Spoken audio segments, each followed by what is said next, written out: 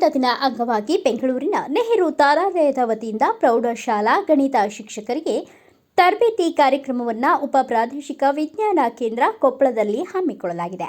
ಇದರಲ್ಲಿ ಕೊಪ್ಪಳ ತಾಲೂಕಿನ ಪ್ರೌಢಶಾಲಾ ಶಿಕ್ಷಕರು ಭಾಗವಹಿಸುವ ಮೂಲಕ ಉದ್ಘಾಟನಾ ಕಾರ್ಯಕ್ರಮವನ್ನು ಮಾನ್ಯ ಶ್ರೀ ಬಸವರಾಜ ಸುಂಕದ್ ನೆರವೇರಿಸಿದರು. ಅಧ್ಯಕ್ಷತೆಯನ್ನು ಶ್ರೀ ಗವಿಸಿದ್ದೇಶ್ವರ ಸ್ವಾಮಿ ರಾಚಯ್ಯ ಬೆಣ್ಕಲ್ಮಠ ವಹಿಸಿಕೊಂಡು ನೇರ ಪ್ರಸಾರದ ತರಬೇತಿಯ ಸದುಪಯೋಗ ಮತ್ತು ವಿಜ್ಞಾನ ಪ್ರಾದೇಶಿಕ ಕೇಂದ್ರದ ಪರಿಚಯ ಮಾಡಿ ಅದರ ಉಪಯೋಗ ಜಿಲ್ಲೆಯ ಎಲ್ಲ ಶಿಕ್ಷಕರೆಲ್ಲರೂ ಮಾಡಿಕೊಳ್ಳಲು ವಿನಂತಿಸಿಕೊಂಡರು.